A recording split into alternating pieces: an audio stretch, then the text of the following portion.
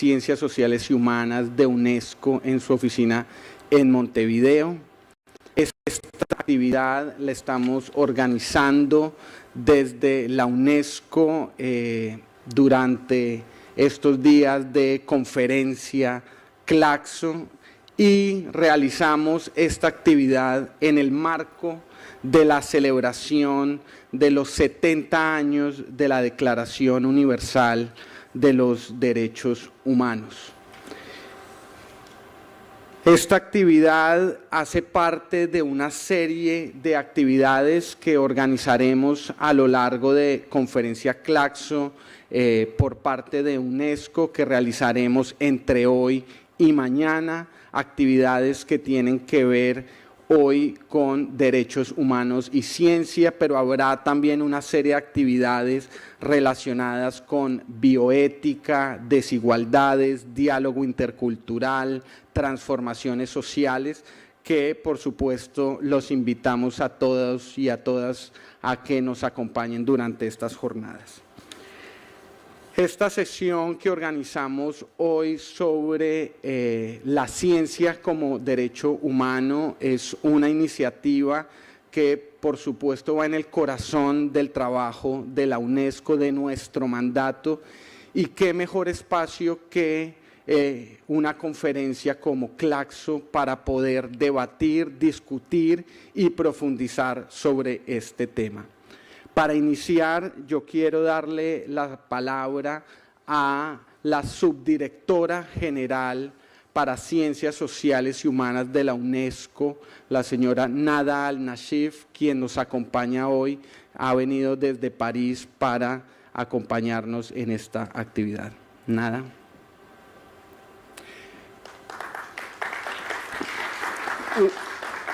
La conferencia va a ser en español y en inglés para aquellas personas que necesiten traducción y no tengan sus auriculares, los pueden conseguir afuera para que sea más fácil la intervención.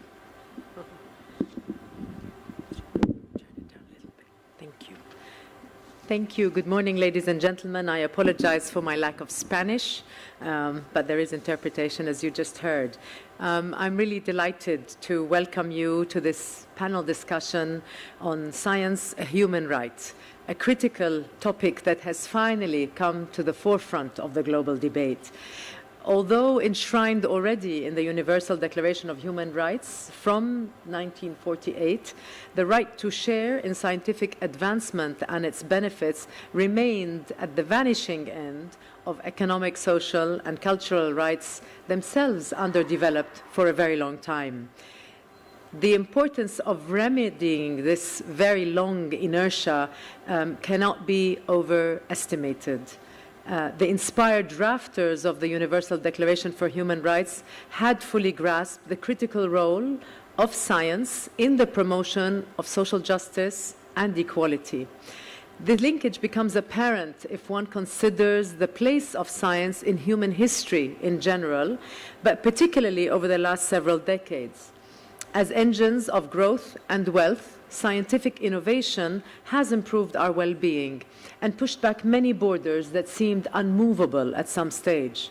Science has provided many effective solutions to some acute and very pressing problems. At the same time, the application of science has contributed to increasing our fragility in many ways and served to perhaps further enable abuse and multiply the effect of infringement to human rights. And the big debate raging in the United States now around Google and Facebook and other things is, I think, a very clear personification of the challenges.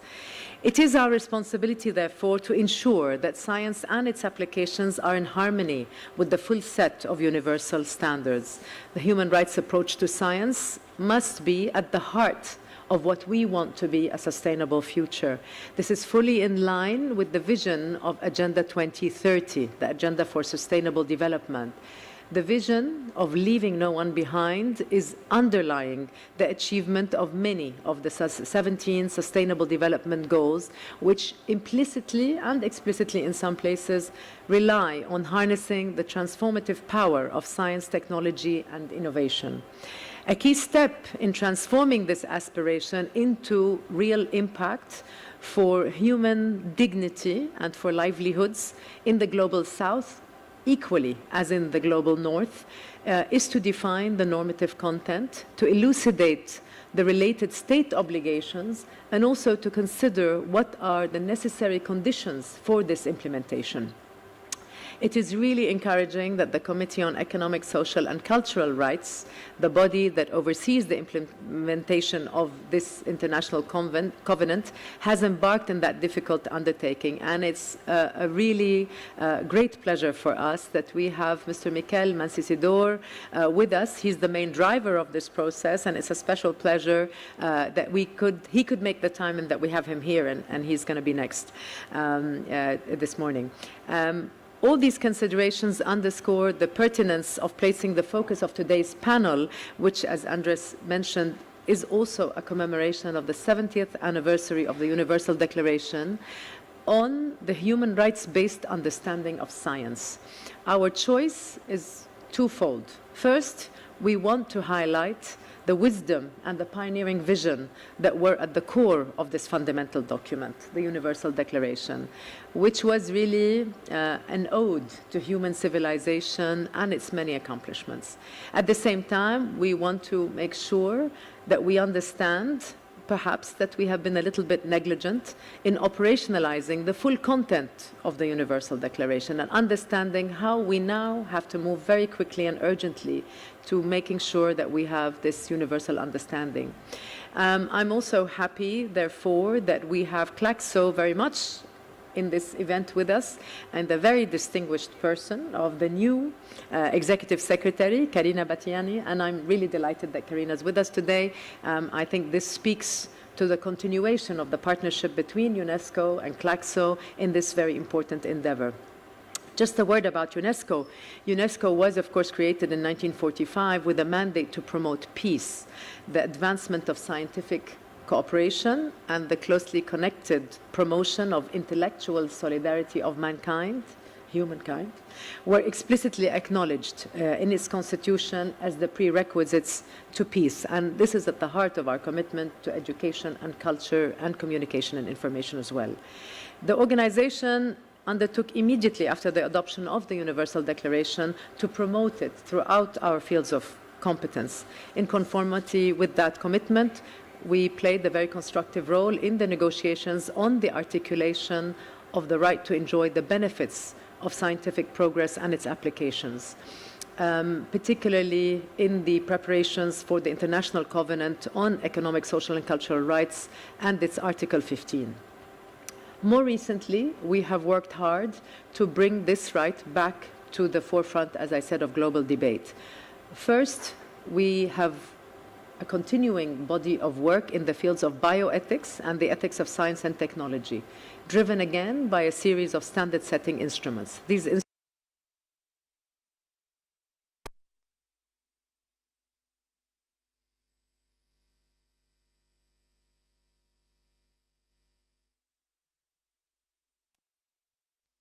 launched under UNESCO stakeholders collaboration and led to the elaboration of the Venice Statement on the right to enjoy the benefits of scientific progress and its applications in 2009. The statement made sure that we articulated the key role of this right for unlocking the implementation of other rights, and emphasized that science, and I quote, should be used for the benefit of all humanity without discrimination, particularly with regard to disadvantaged and marginalized persons and communities, end quote.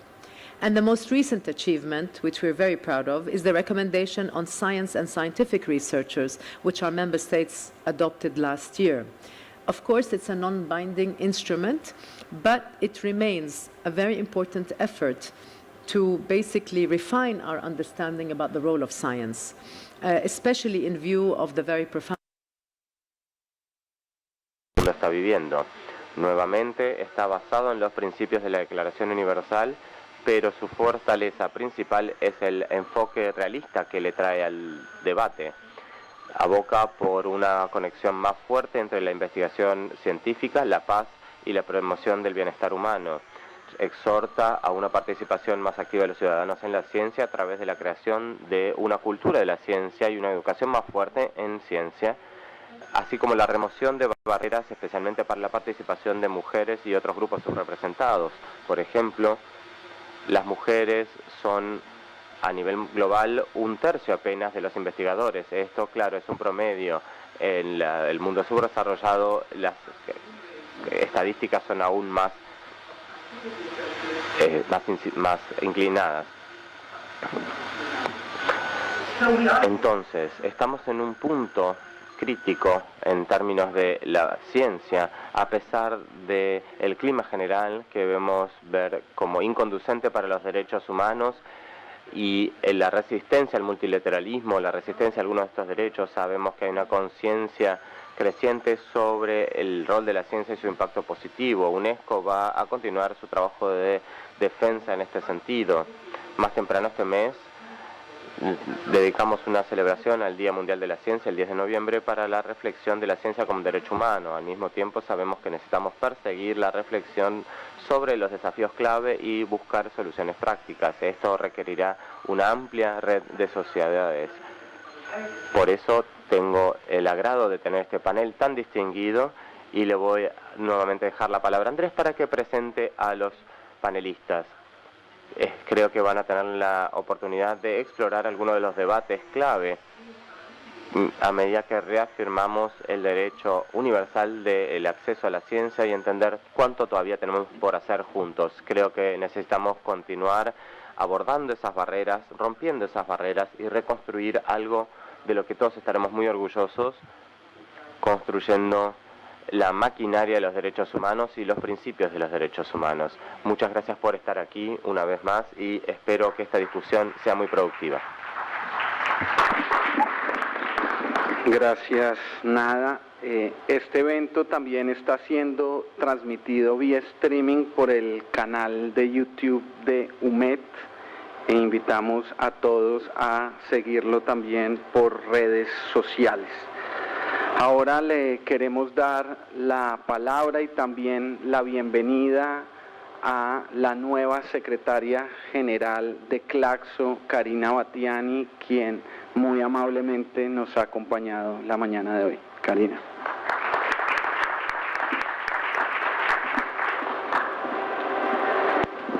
Buenos días a todos y a todas. Muchas gracias por la invitación a participar de este evento. Especialmente agradezco a UNESCO y a NADA esta invitación.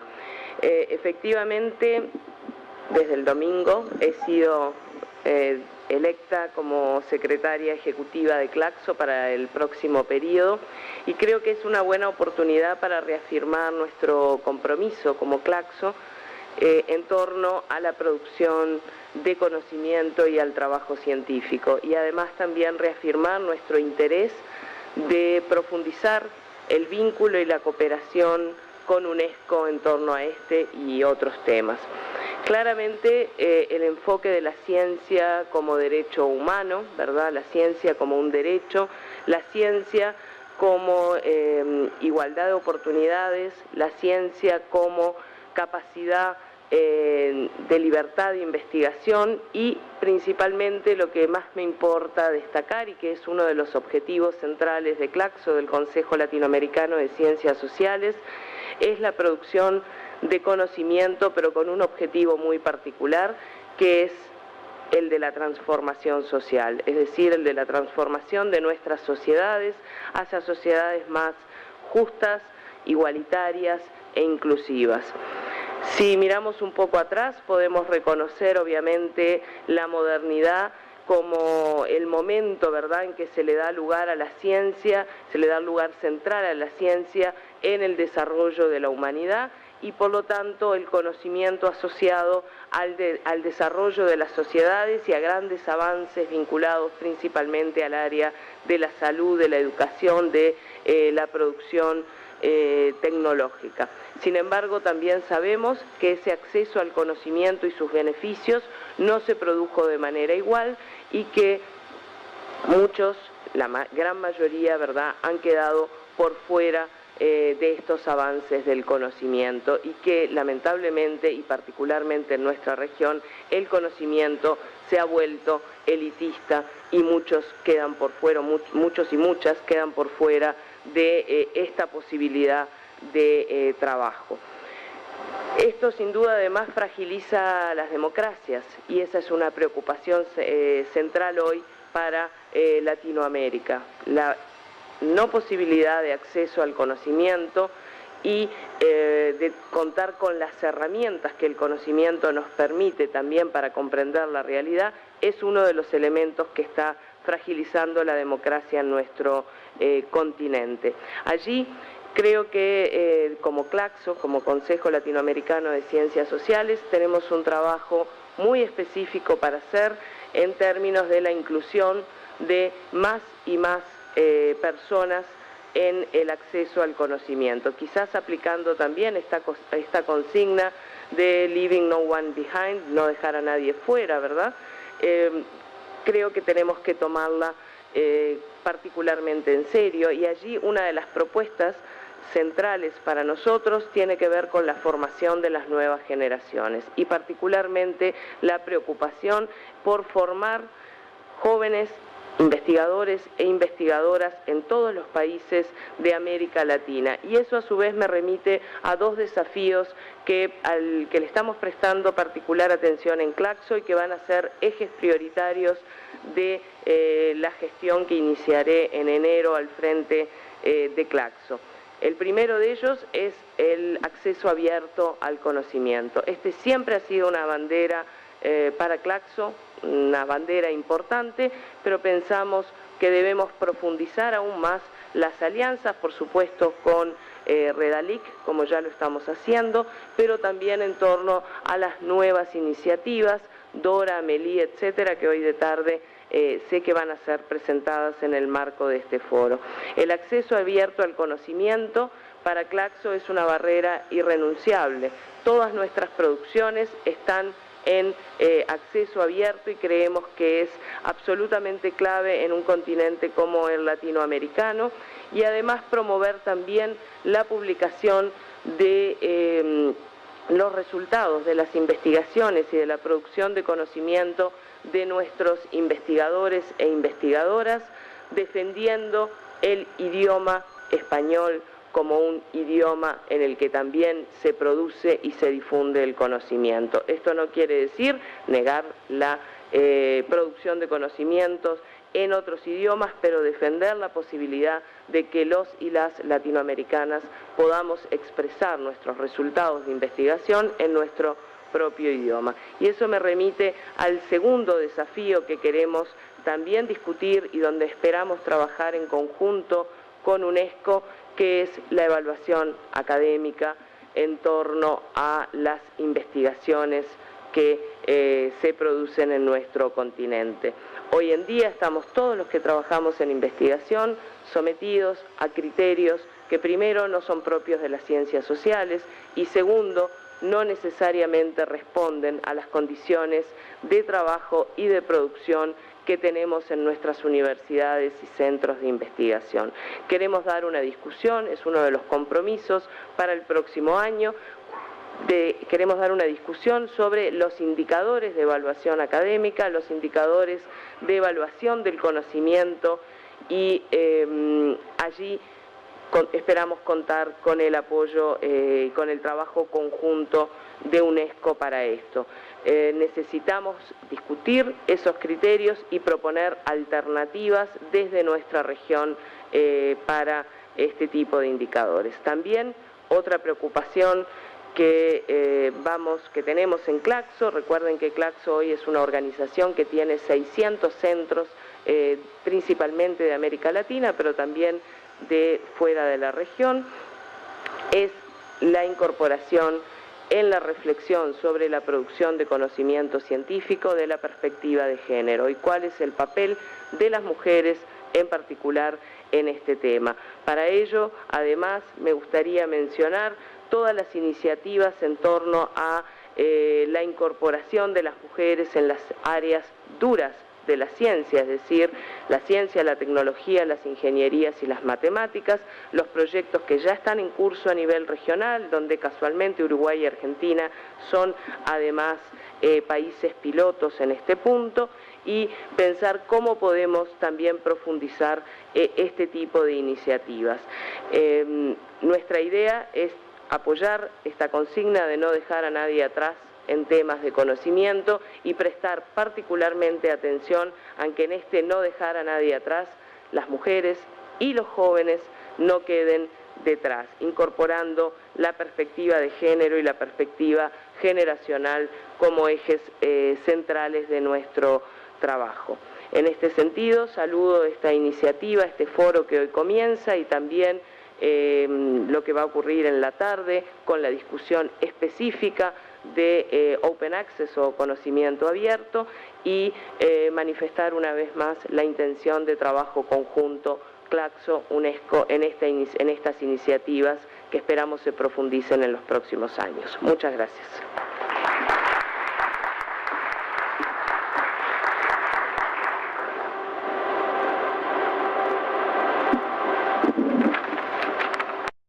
Gracias, Karina. La sesión se va a dividir en 3 momentos.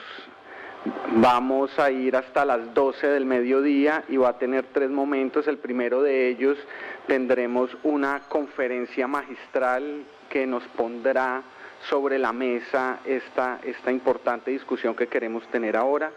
Después tendremos una discusión, un panel de discusión con unas invitadas especiales para profundizar sobre lo discutido en la presentación magistral, y después haremos una ronda de comentarios y participación de la audiencia con nuestros panelistas. Quiero en este momento invitar a que nos acompañe a nuestro ponente principal, quien es Miquel Mancisidor. Miquel es miembro del Consejo de Derechos Económicos, Sociales y Culturales de Naciones Unidas y es profesor de Derecho Internacional de los Derechos Humanos de American University y un gran experto que ha venido profundizando sobre este tema puntual, la ciencia como derecho humano. Miquel, por favor.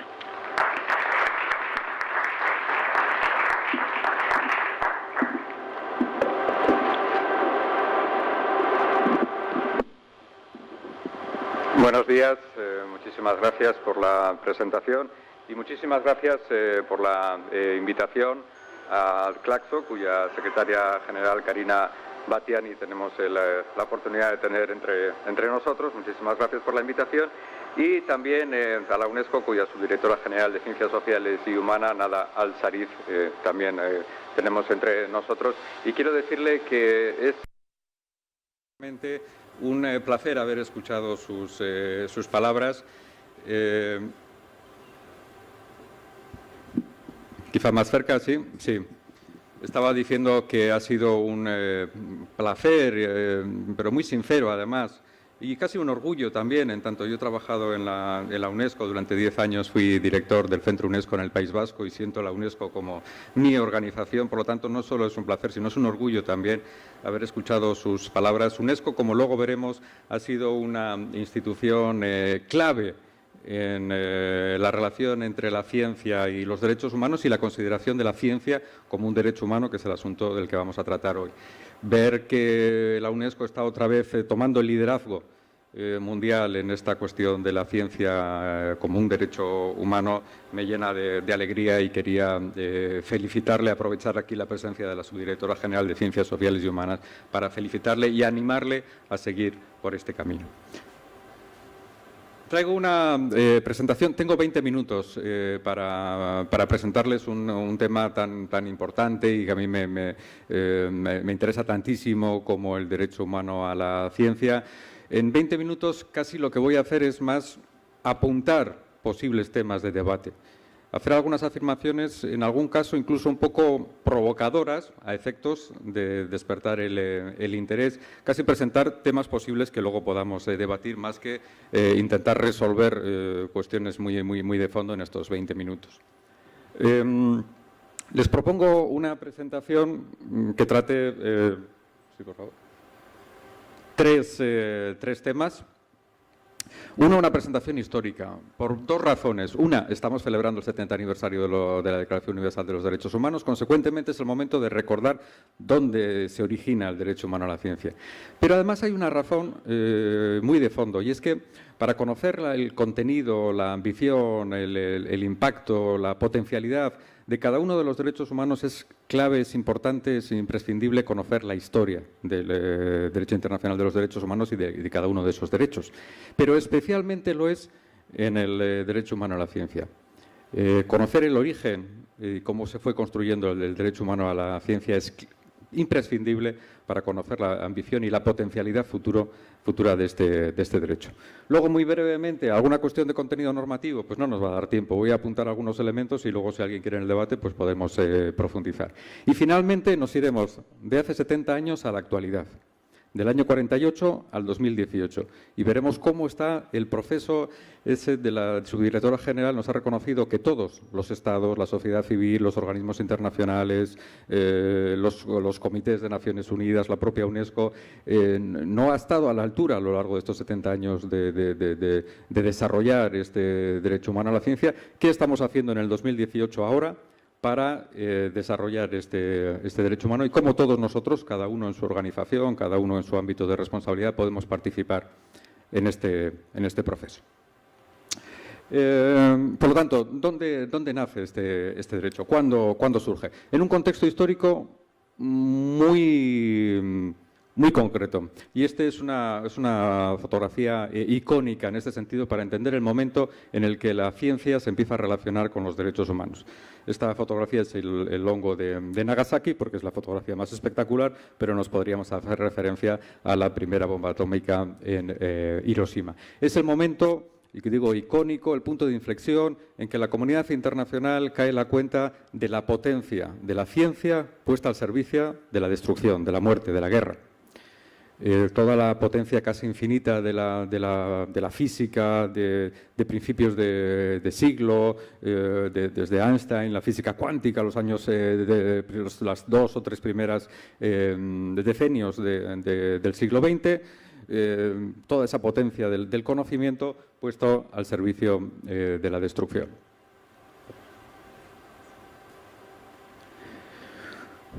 A veces podemos creer que esta lectura es una lectura posterior, es decir, a través de la Guerra Fría hemos visto esa fotografía de Hiroshima y la damos una lectura posterior.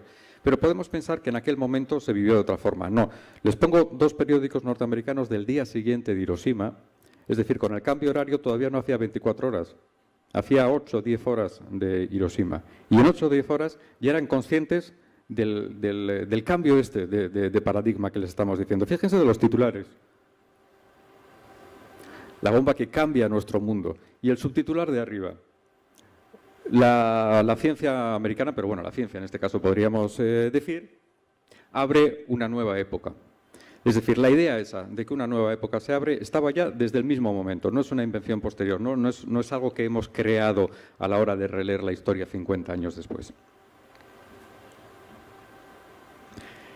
Por lo tanto, tenemos un momento en el que a veces cuando hablamos de la desconfianza, de la prevención ante la ciencia, solemos buscar los orígenes de estas ideas en los años 60, 70, en la contracultura. Sin embargo, hay un momento en la comunidad internacional donde se da también, es por estos motivos, esa desconfianza hacia la ciencia. Es muy significativo el nacimiento de la UNESCO. El nacimiento de la UNESCO se da en ese contexto, en el 45, poco después de la Carta de las Naciones Unidas, de la creación de Naciones Unidas en San Francisco. Durante toda la Segunda Guerra Mundial, la alianza de las Naciones Unidas para la educación y la cultura no era UNESCO, era UNESCO. Ahí le faltaba la S de Science. Fue en la misma cumbre de creación de la UNESCO en Londres, por cierto, presidida por una mujer, la entonces ministra laborista de Trabajo, la que propone ya en la cumbre misma el cambio del nombre, de UNESCO a UNESCO. ¿Y por qué? ¿Cuál es la argumentación que emplea? Nosotros, ¿qué argumentación emplearíamos ahora? La ciencia es muy importante para el desarrollo humano, la ciencia es clave para el disfrute de los derechos humanos, le daríamos un enfoque positivo, ¿no os parece?, para incluir la ciencia en el mandato de la UNESCO. Sin embargo, es muy interesante ver qué argumento utilizan ellos, porque nos habla de esa perfección del momento. La presidenta de la cumbre nos dice: aunque el nombre original de la organización no menciona la ciencia, la delegación británica, que era la que presidía, como se celebraba en Londres, la cumbre, presentará una propuesta para que el nombre de la organización sea la Organización de las Naciones Unidas para la Ciencia, la Cultura y la Educación. En estos días, cuando todos nosotros nos estamos preguntando, quizá de modo aprensivo, con miedo, ¿qué es lo que los científicos nos van a hacer a la próxima? Es importante que la ciencia se relacione con las humanidades, con los derechos humanos, etcétera. Nos está haciendo ver cuál era el contexto histórico en el que se vivía esa circunstancia.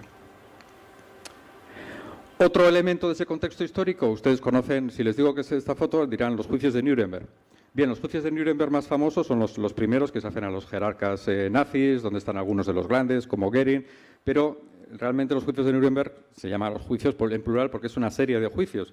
Luego habría unos juicios a los juristas, a los abogados, a los jueces. Esta fotografía es el juicio de los doctores, a los médicos. Hay 24 médicos acusados, habría bastantes penas perpetuas y habría 7 condenas a muerte, y 7 de las personas que están ahí sentadas serían de hecho ahorcadas en los siguientes meses. Así que fue algo también que impactó a la comunidad internacional en aquel momento. Y René Cassin, que es uno de los padres de la Declaración Universal de los Derechos Humanos, quizá la cabeza jurídica de la Declaración Universal de los Derechos Humanos, que es este que tenemos a la izquierda del todo con barbita blanca. Por cierto, él era francés, era vasco-francés, me dejarán decirlo que yo soy también vasco, de Bayona, era judío y había dejado a 20 y tantos familiares en los campos de concentración, de modo que cuando él veía la fotografía anterior que hemos visto, pues lo sentía de una forma muy, muy viva. Él mismo menciona en alguno de sus escritos que cuando este comité de gigantes, que está aquí, que fue el redactor de la Declaración Universal de los Derechos Humanos, estaba estudiando cómo tratar el tema de la ciencia, les estaban llegando las noticias del juicio de los doctores y que eso les afectó mucho a la hora de incorporar la ciencia en la Declaración Universal de los Derechos Humanos. Ahí tenemos el siguiente de René Cassin, es Hernán Santa Cruz, que era el diplomático representante de Chile, que representaba a la comunidad latinoamericana, y fue la persona que introdujo la ciencia en los debates, basándose en la previa Declaración de Bogotá. Así que la región responsable de haber introducido la ciencia en la Declaración Universal es la región latinoamericana. Por lo tanto, yo les invito a asumir esa responsabilidad, también ese orgullo histórico y estar a la altura de aquellos que introdujeron a la ciencia en la Declaración Universal de los Derechos Humanos. Bien, en la Declaración Universal hay muchos borradores previos que se van discutiendo, como es obvio. Es muy importante ver bien la evolución de estos borradores porque nos va a permitir entender bien la versión actual que conocemos todos. El primer borrador de la Declaración Universal fue que nuestro derecho, bueno, muy importante, en todas las versiones la ciencia es uno de los derechos culturales. Este es un elemento clave, importantísimo, y que tiene unas consecuencias muy importantes. Me gustaría hablar de eso, pero en 20 minutos no voy a dar tiempo, así que les invito a que en el debate me pregunten por qué es importante que la ciencia es uno de los derechos culturales y no está entre los derechos económicos, por ejemplo, o sociales. Entonces, ¿cuál es nuestro derecho a la ciencia según el primer borrador? A beneficiarnos de los resultados de los descubrimientos científicos. Esa era la primera versión. Es decir, nosotros somos ciudadanos, están los científicos, los sabios que hacen descubrimiento y nuestro derecho es a acceder a esos descubrimientos, a esas aplicaciones materiales, a esa medicina, a esa vacuna, a esa mejora tecnológica de lo que sea. Bien, hubo 2 miembros, el chino Chang y el libanés Malik, que dijeron no, la ciencia es mucho más que el disfrute de las aplicaciones materiales, del goce de los descubrimientos. Por ejemplo, decía, nosotros tenemos derecho a disfrutar de la belleza de la ciencia, del conocimiento, de las ganas de saber, de las ganas de participar en una empresa universal, que es preguntarnos de dónde venimos, cómo somos, cómo funcionamos, cómo podemos relacionarnos con nuestro entorno. Nuestro derecho es a participar en esa empresa universal que es el conocimiento. Por lo tanto, en la segunda versión hemos cambiado y el derecho es a participar en el avance científico. Es participar en hacer ciencia, en conocer, en interesarnos.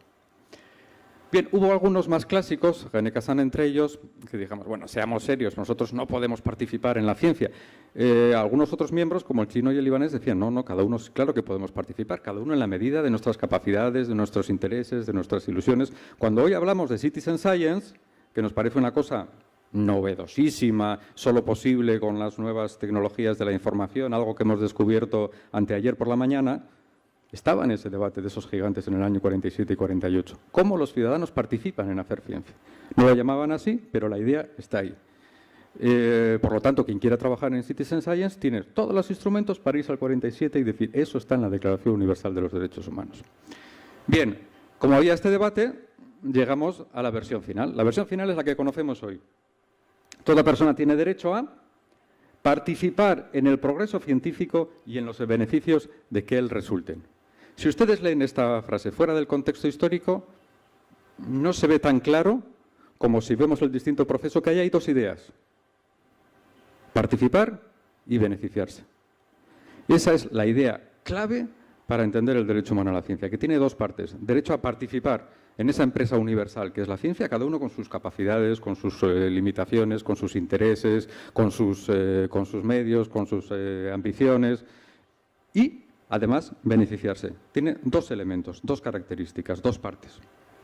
Ambas están integradas en la Declaración Universal, que es finalmente la que todos conocemos. Ahí habría muchas cuestiones. Por ejemplo, ¿por qué quienes solo leen la Declaración Universal en inglés, a esto les cuesta mucho? Porque en inglés se utiliza, en lugar de participar, share, que es un participar un poco más modesto. Sin embargo, en el resto de las 5 versiones de la Declaración, que son igualmente oficiales, francés, español, chino, árabe y ruso, se utiliza el nombre, la palabra, el verbo participar, que es fuerte, que denota este significado que estoy mencionando. Bien, como todos sabemos, la Declaración Universal del 48 es, como su propio nombre indica, una declaración de la Asamblea General. Por lo tanto, en principio no era jurídicamente vinculante, no era un tratado. Por lo tanto, el objetivo del 48 era convertir esa declaración en tratados. De ahí, en el año 66, se aprueban los conocidos como Pactos de Derechos Humanos del 66, el Pacto de Derechos Civiles y Políticos y el Pacto de Derechos Económicos, Sociales y Culturales. Como hemos dicho que la ciencia es uno de los derechos culturales, correspondía al Pacto de Derechos Económicos, Sociales y Culturales incorporar esta idea. ¿Cómo la incorpora? Fíjense en el 1b. Los Estados parte en el presente pacto reconocen el derecho de toda persona a gozar de los beneficios del progreso científico y de sus aplicaciones. Quien lea solo este artículo puede decir, aquí hemos perdido un poco la idea de participación que teníamos en la Declaración Universal. ¿Se acuerdan? Que estábamos defendiendo que la participación teníamos dos ideas, en la Declaración teníamos dos ideas, participación y disfrute. Aquí parece que lo hemos perdido, la participación, y que nos hemos quedado solo con la segunda parte, con disfrute. Pero cualquier frase de un pacto, de un tratado, hay que leerlo en el contexto del resto del tratado y, sobre todo, en el contexto del resto de párrafos de su propio artículo. Por lo tanto, antes de acelerarnos en las conclusiones y decir que en el pacto hemos perdido la participación, vamos a leer todo el artículo.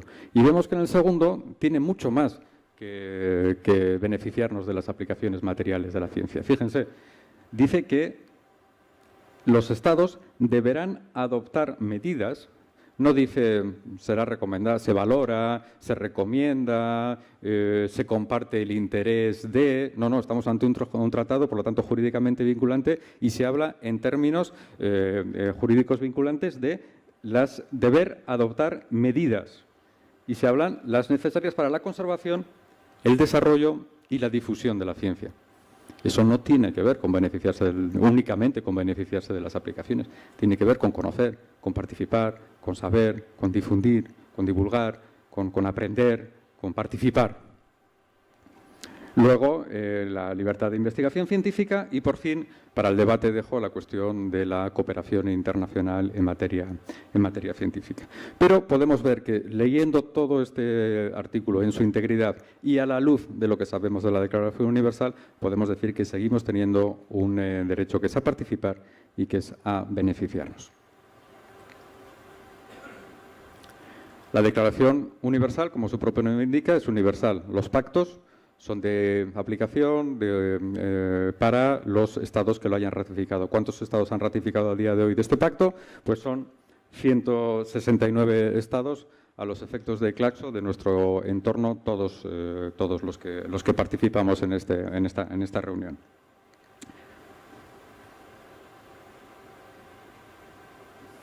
Aquí no nos da tiempo, así que simplemente voy a apuntar algunos elementos y si alguien quiere en el debate lo discutimos.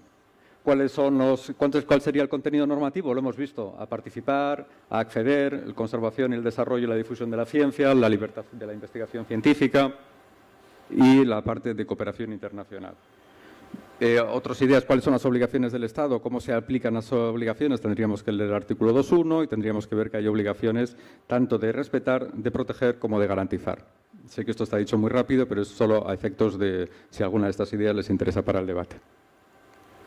Elementos del derecho, lo mismo, pues cualquiera de estos que a ustedes les interesa los podemos ver en el debate. Por ejemplo, la justiciabilidad, ¿es un derecho justiciable o no? ¿Podría haber casos basados en el derecho a la ciencia? La respuesta no solo sí, sino que los está habiendo. Algunos problemas que les propongo como provocación para el debate. Cualquiera de ellos pues son cuestiones potentes que tenemos que seguir debatiendo. ¿Qué es la ciencia a los efectos de los derechos humanos, por ejemplo? Es un aspecto clave. Bueno, cualquiera de ellos. Pero hemos dicho que queríamos ver por una parte la historia y podríamos ponernos en el presente. Vamos a ver ahora cómo la comunidad internacional está trabajando eso en términos de lo que ahora se da a llamar diplomacia científica. Como ha quedado dicho por la subdirectora general, el Comité de Derechos Económicos, Sociales y Culturales es el encargado de poner al día ese derecho que estaba contenido en los pactos, por medio de una observación general. El día 9 de noviembre se dio un día de debate abierto en que la UNESCO participó muy activamente, por cierto, y con una calidad extraordinaria en este debate. Una vez que el comité apruebe su comentario general, ¿cuál sería el proceso ideal del reconocimiento de este derecho humano a la ciencia? Que pasara al Consejo de Derechos Humanos y finalmente a la Asamblea General de las Naciones Unidas. Ese sería el recorrido ideal. Para llegar hasta allí, ¿qué es lo que tenemos que hacer? Pues trabajar todos los actores por conseguirlos. La UNESCO, hemos visto, tuvo una participación clave en la Declaración Universal de los Derechos Humanos, pero fue el primer organismo internacional que a principios de este siglo XXI se acordó de que este derecho existía y que había que actualizarlo. Y eso se hizo a través de 3 reuniones de expertos que se organizaron el 7, 8 y 9 en Ámsterdam, Galway en Irlanda y en Venecia, que es el seminario que ha sido citado por la subdirectora general. Pero todavía estamos en la visión esa de cuál es el derecho a participar a disfrutar de los beneficios del progreso científico y de sus aplicaciones. Todavía estamos, si se acuerdan, en solo la mitad del derecho a la ciencia, la segunda mitad. Por eso es un motivo de enorme alegría que la UNESCO haya sido la primera organización internacional que haya tenido la valentía de recuperar toda la ambición de la ciencia en la Declaración Universal de los Derechos Humanos. El hecho de que este 10 de diciembre haya sido dedicado a la ciencia como derecho humano es de una vital importancia y quiero subrayar el statement, la declaración de la directora general, porque fíjense en el primer párrafo, ¿qué es lo que dice la directora general? En el Día Internacional de la Ciencia, la UNESCO anima a todo el mundo a ejercitar su derecho humano a participar en y beneficiarse de la ciencia. Más clara no puede estar esa idea de que el derecho tiene 2 partes, participar en y beneficiarse. Es el primer organismo internacional que tiene la visión de recuperar las dos ideas de la Declaración Universal y traerlas al día de hoy y trabajar por su puesta al día, que es lo que estamos intentando hacer en el Comité de Derechos Económicos, Sociales y Culturales. En ese día que les digo en Naciones Unidas hubo algunos países que empezaron a tomar posición. Entre los europeos, por ejemplo, podríamos destacar Italia, España, Holanda, Dinamarca. Luego ante la UNESCO lo hizo Portugal también. ¿Qué pasa con los países del entorno latinoamericano? Pues bien, en octubre se celebró la Cumbre Iberoamericana de Ministros de Ciencia y Tecnología, que llevaron a su declaración final, como ministros de Ciencia y Tecnología, el reconocimiento o el apoyo al proceso del derecho humano a la ciencia. Y lo hicieron además dándole la máxima importancia. ¿Cuál es el siguiente paso que se le puede pedir a una cumbre de ministros de Ciencia y Tecnología? Que lo eleven a su superior. ¿Cuál es el superior de los ministros? Los jefes de Estado y de Gobierno. Por lo tanto, invitaron a la cumbre de jefes de Estado y de Gobierno iberoamericanos a considerar este punto. Esta cumbre se dio la semana pasada. No estamos hablando del 48 ni de hace 20 años, estamos hablando todavía de hace 4 días. El viernes pasado se aprobó esta declaración. Es la declaración de Guatemala de los jefes de Estado y de gobiernos iberoamericanos. Fíjense en el punto 45 de la declaración. Respaldar el desarrollo del artículo 15 del Pacto Internacional de Derechos Económicos, Sociales y Culturales de la Carta Internacional de Derechos Humanos, que reconoce, entre otros, el derecho de toda persona a gozar de los beneficios del progreso científico y de sus aplicaciones. Y la presentación de una observación general en la sesión del Comité en octubre-noviembre del 19 como avance hacia el reconocimiento efectivo. Hay una sombra traidora que nos impide ver la clave del asunto, pero créanme que les digo con fidelidad, del derecho humano a la ciencia. Es la primera vez que una cumbre de estas características, que una región hace un apoyo tan explícito al desarrollo del derecho humano a la ciencia. Con lo cual, todo lo que hemos hablado antes, que era hasta hace bien poco, un proyecto de académicos, de organizaciones sociales, de algunos organismos muy concretos de Naciones Unidas, ya está tan consolidado desde el punto de vista jurídico, técnico-jurídico, que hemos dado ya el paso de la diplomacia científica. Hemos dado el paso ya a ir reconociendo y poniendo en práctica este derecho en la arena internacional. La iniciativa de la UNESCO fue clave porque por primera vez tenemos un organismo internacional que de una forma explícita, clara, directa lo apoya, y recientemente es la primera región que hace un apoyo también explícito y directo. Con lo cual tenemos que la región iberoamericana, pues fiel a aquella representación aquel papel que tuvo en la incorporación del derecho humano a la ciencia en la Declaración Universal, pues intenta también actualizar ese compromiso. Por lo tanto, yo les invito a todos ustedes, ahora tenemos un mandato regional de todos los jefes de Estado y de Gobierno, por lo tanto tenemos que ir desarrollando y tenemos todos que preguntarnos en nuestro ámbito de responsabilidades qué supone el derecho humano a la ciencia. Quien sea universitario, ¿qué supone para la universidad el derecho humano a la ciencia? ¿A qué nos afecta? ¿En qué nos beneficia? ¿En qué nos compromete? O el que esté en las organizaciones sociales, o el que esté en instituciones públicas. Hay distintas organizaciones de la sociedad civil que trabajan en el derecho humano a la ciencia, pocas y muy recientes. La más clásica de todas ellas, o la primera que como organismo empezó, fue la AAAS, la Asociación Americana para el Avance de la Ciencia, que tiene todo un programa sobre ciencia y derechos humanos, que poco a poco cada vez se ha animado más a considerarla como un programa de derecho humano a la ciencia, y ahí tenemos, por ejemplo, pues un pantallazo de su página web sobre eso. Por lo tanto, también quiero subrayar que para mí es un honor compartir luego la mesa con Margaret Weigers Vitrulio, que es una de las, créanme que lo digo porque es verdad, una de las pioneras en este asunto. Cuando yo empecé a interesarme por esto hace 6, 7 años, pues fue una de las primeras pistas que yo tuve que seguir, he aprendido muchísimo de ella y quiero reconocerle que yo soy uno de los primeros en tratar este asunto, sí, pero antes que yo hubo también algunos más primeros todavía, si se puede decir, y ella es una de esas pioneras. El Instituto Internacional para el Derecho Humano a la Ciencia, en el que yo participo, o a nivel europeo, no se ve ahí, pero tenemos una nueva plataforma por el derecho humano a la ciencia. Por lo tanto, también les animo que en el espacio latinoamericano pues puedan tener sus propias plataformas están naciendo a nivel mundial, tanto desde el punto de vista de contenido jurídico del derecho humano a la ciencia, como desde el punto de vista internacional de diplomacia científica.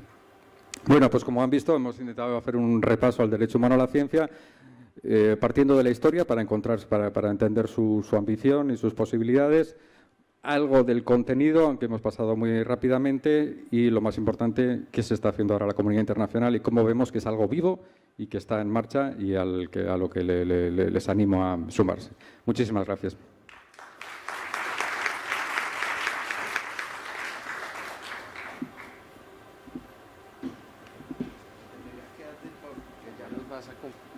Bueno, muchas gracias, Miquel, por abrirnos en esta discusión y poner algunos elementos disparadores y sin duda plantear muchos interrogantes sobre la discusión que ahora vamos a tener. Vamos a tener ahora una discusión entre los distintos panelistas, speakers que nos acompañan hoy, incluido Miquel. Te invitamos a que nos acompañes en la mesa. También invito a que nos acompañe a la subdirectora general de UNESCO para Ciencias Sociales y Humanas, Nada Al-Nashif, quien nos ayudará en la moderación. También nos estará acompañando, como lo mencionó Miquel, la profesora Margaret Vitulo, quien es la directora adjunta de la Asociación Americana de Sociología, y también nos acompañará Elisa Reis, quien es la vicepresidenta del Consejo Internacional para la Ciencia y miembro de la Oficina Regional para América Latina y el Caribe, ROLAC. Así que los dejamos con ellos.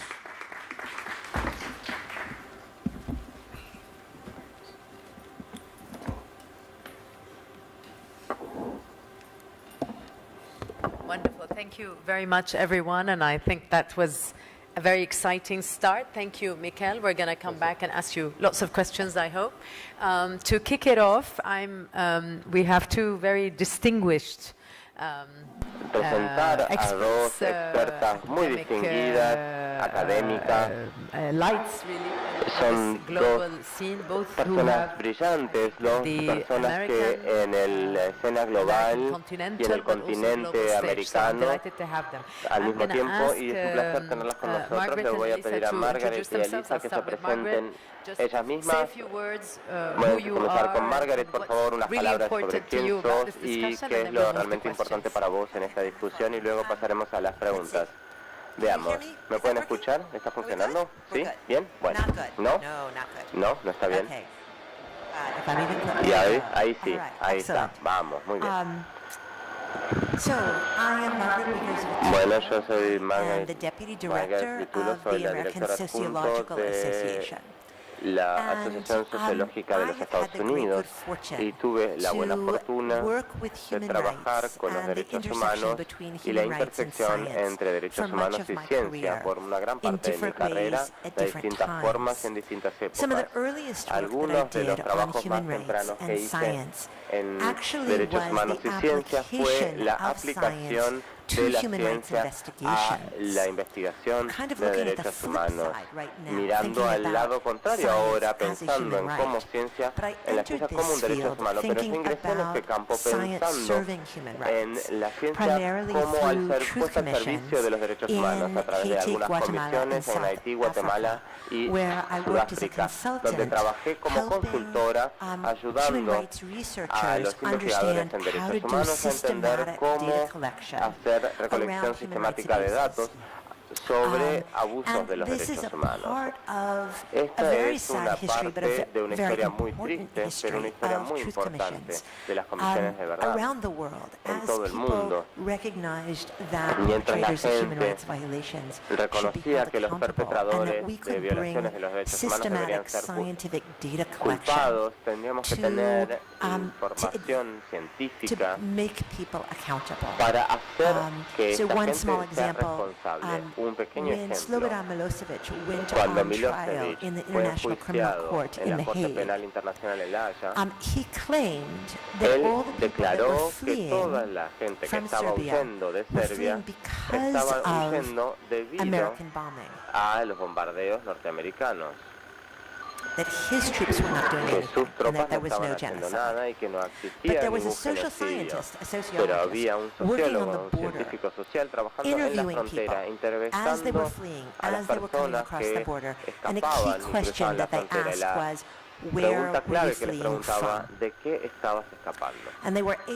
Y pudieron usar un mapa de georreferenciación de dónde huían las personas, y después tuvieron un pedido de libertad de liberación de información de los Estados Unidos, pudieron mostrar dónde eran los bombardeos y pudieron establecer específicamente y efectivamente que los bombardeos no ocurrían en los lugares de donde la gente escapaba, y era de hecho el genocidio de lo que escapaban. Entonces esto es parte de cómo la ciencia puede servir a los derechos humanos, y ahora podemos dar la vuelta y pensar en la ciencia como un derecho humano. Así que muchas gracias. Bueno, voy a continuar. Margaret, comenzaste con esto, pero desde la perspectiva de la comunidad científica, ¿cuál pensás que es el principal beneficio de la ciencia para la sociedad? Tiene que ver con el trabajo que estoy haciendo con Jessica Wyndham. Y Mikael, sus palabras tan amables, él debería haber reemplazado mi nombre con Jessica Wyndham, porque ella fue la presidenta de la coalición de los derechos humanos en los Estados Unidos, y la Asociación Americana para el Avance de la Ciencia ha trabajado por la última década intentando trabajar y entender el significado de la ciencia. A través de este proceso que tuve el gusto de trabajar con Jessica, nos tomamos muy en serio el imperativo de la declaración de llevar la voz de los científicos a la pregunta de ¿qué significa el derecho a la ciencia? Llevamos adelante focus groups con distintos grupos de científicos, con un cuestionario global donde tuvimos ciento y tantas respuestas, y les preguntamos a los científicos ¿cuál ven como el beneficio de su disciplina científica, como el principal beneficio de su disciplina? Y tienen que pensar en los científicos. Muchas veces no podemos ponernos de acuerdo con nuestros colegas de la propia disciplina. Entonces imagínense científicos que son físicos haciendo colisión de micropartículas, y gente en biomedicina o ingenieros que hablan en tecnología. Es decir, el beneficio de la ciencia puede ser cualquiera, o van a escuchar esta cacofonía de sus propios beneficios individuales. Pero notablemente lo que descubrimos es que había cuestiones muy fuertes que respondían. Cuando uno quiere hablar de ciencia en este sentido más abstracto, había continuidades muy notables. El beneficio más mencionado de la ciencia era la salud. Uno no esperaría eso de otros científicos que no sean dedicados a la salud, pero cuando vimos todo el grupo de ingenieros mecánicos, por ejemplo, y les dijimos cuáles son los beneficios de la ingeniería mecánica a la ciencia, para la ciencia, empezaron a hablarnos de las etiquetas turbodinámicas que pueden colocarse en medicamentos para que cambien de color y sea evidente de que esa medicina, ese medicamento estuvo guardado fuera de su zona de temperatura segura, por ejemplo. Entonces, algunas de las cosas que están disponibles, encontramos 10 beneficios distintos, pero los tres principales que fueron mencionados en todos los grupos científicos fue las mejoras en la salud, avances en el conocimiento y el método científico propio. Y esto es muy importante porque dice que la ciencia o los científicos no solo vieron los beneficios de la ciencia como beneficios materiales, los productos, los medicamentos, también vieron el método científico, la forma de pensar y absorber a través de la evidencia. Es como parte de los beneficios. Y tercero, en el contexto global, el tercer beneficio más mencionado de la ciencia fue un impulsor económico. Entonces, los resultados claves que nos tenemos que llevar es que tenemos un conjunto de beneficios, no es solo una fractura de ideas, hay tópicos compartidos y los beneficios de la ciencia no son solo materiales, sino que también son las ideas y el método científico. Margaret. We're going to move on to Elisa, who, in addition to a very distinguished career in her native Brazil across the Americas, now has this very big challenge as Vice President of the first ever International Science Council. But Elisa, a few words to start us off, your main worries, your challenges, your preoccupations. ¿Cuáles son tus preocupaciones, tus desafíos? Yo soy científica y activista de la ciencia. Yo hago investigación sobre la desigualdad principalmente. Mi foco principal es cómo la gente elitista percibe la pobreza y la desigualdad. Yo lo he comparado en dos países y es muy interesante ver cómo la gente que no es pobre percibe la pobreza. Soy activista de la ciencia y pertenezco a muchas organizaciones porque yo creo que las organizaciones son muy poderosas.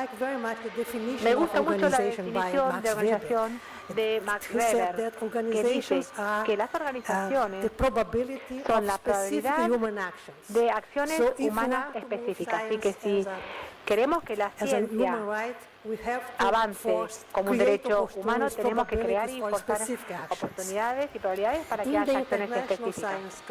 En el Consejo Internacional de la Ciencia nos estamos reuniendo para formar organizaciones. El Consejo Internacional de Ciencias Sociales y el Consejo Internacional de la Ciencia. Y nuestra idea es convertirnos en la voz mundial de la ciencia. Parece muy ambicioso, pero creo que lo podemos lograr. Pero con esta idea que las instituciones crean oportunidades para la acción.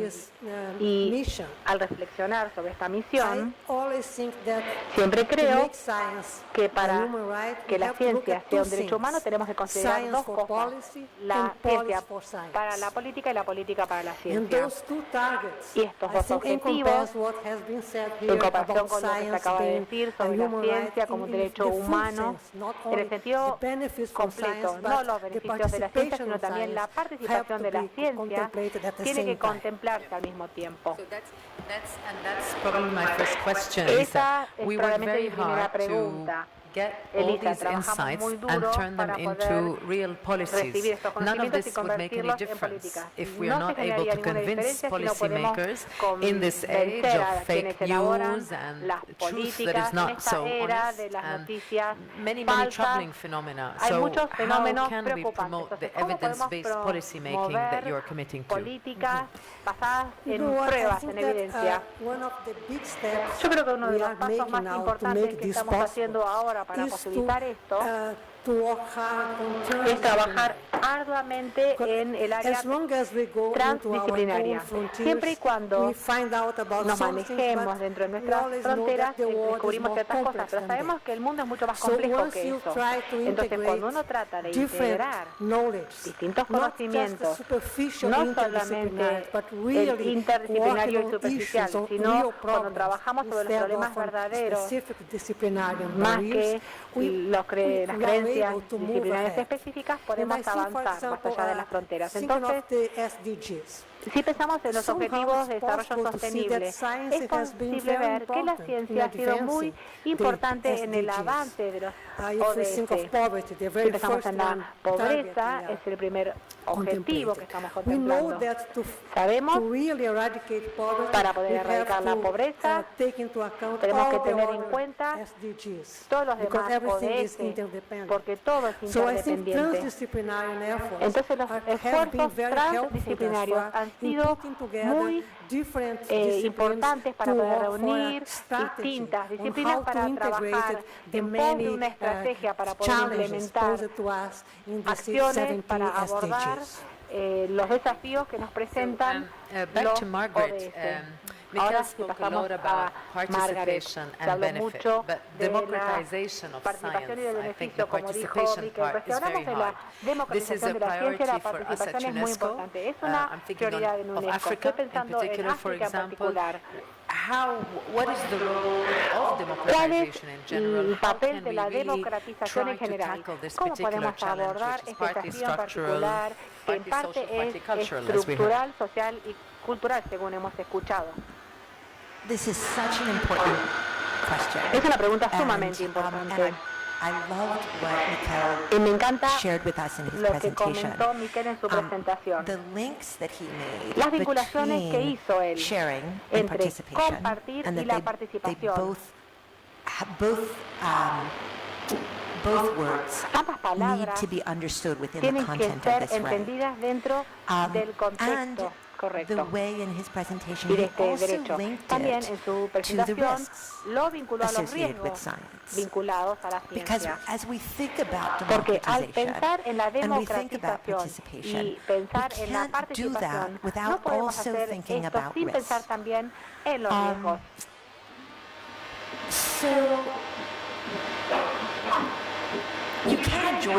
Se pueden gozar de los beneficios de la ciencia, que pueden participar de la ciencia si es que uno no puede acceder a ella. Y cuando hablamos con los científicos, y yo voy a volver a este tema y el trabajo que hicimos cuando hablamos con los científicos, porque a mí me parece que incorporar datos a este asunto es sumamente importante. Entonces, hablamos con los científicos sobre cómo ellos consideran el derecho a la ciencia y qué pensaban ellos que era el acceso a la ciencia. Y al escuchar esa conversación y analizar con cuidado esos datos, surgió un marco de entendimiento. Quizá hayan escuchado hablar, y perdón si lo voy a volver a describir. El continuo del acceso, nosotros lo llamamos. Empieza de la izquierda. Se imaginan una escala, ¿no? Empieza desde la izquierda con el público en general y después se extiende a la derecha donde están los científicos. Y en el camino hay acceso a los productos científicos al lado del público general y después acceso a la información científica y al conocimiento científico.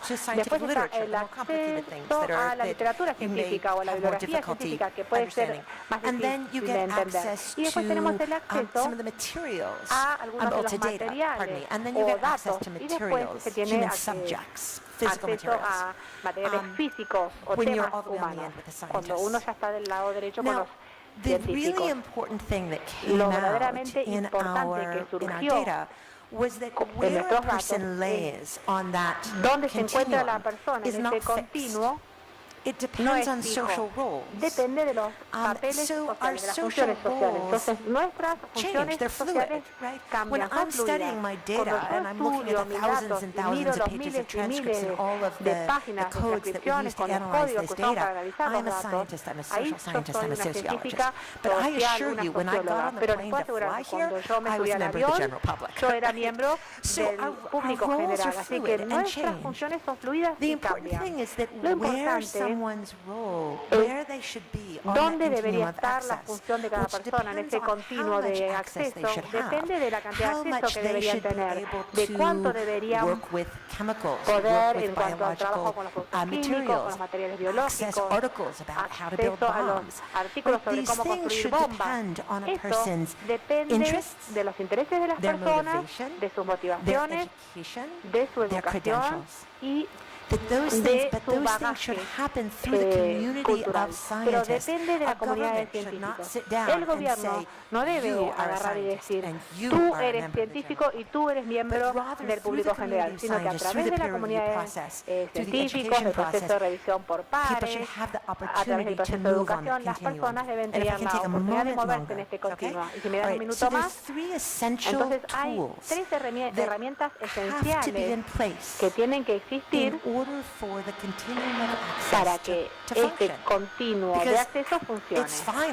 Porque está bien que uno quiera crecer, yo soy una jovencita, por ejemplo, y quiero crecer para ser doctora, pero si yo no tengo acceso a la educación, mi ambición, mi inteligencia, mi capacidad, independientemente de mi fortaleza, no me va a llevar. El continuo de acceso no existe para mí, yo no puedo participar.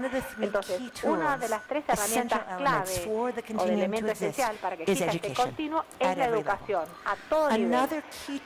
Otra herramienta clave en nuestro mundo moderno para que la gente tenga acceso al continuo es el acceso a las tecnologías de información y comunicación. Las computadoras e Internet. Si uno no tiene acceso a Internet de alta velocidad, no existe esta oportunidad. Y el tercer elemento fundamental son los fondos, la financiación. Sin financiación para la educación, sin financiación para la educación científica, sin financiación para los esfuerzos científicos, para la difusión de la ciencia, ese continuo no puede existir. Entonces, esto nos permite existir en los riesgos de la ciencia y cómo los manejamos. Nos permite pensar sobre la democratización de la ciencia, porque todos deberían tener la posibilidad de moverse por ese continuo, y nos permite pensar en la participación, porque si uno quiere participar y existen las condiciones, si uno es un activista del clima y a uno le preocupa esto y uno quiere leer y quiere tener acceso a los artículos que analizan esto, y si uno quiere tener acceso a los datos para analizarlos, porque saben que la empresa de productos químicos que dice que no están tirando productos químicos en el río local, uno puede mirar los datos, reanalizarlos y demostrarle que están equivocados. Y uno ahí tiene la posibilidad. Entonces, la democratización y la participación en ese caso sería posible. Muchas gracias. Elisa, me encanta esto de esta autodescripción de activista de la ciencia. Me encanta. Yo creo que todos somos activistas, ¿no?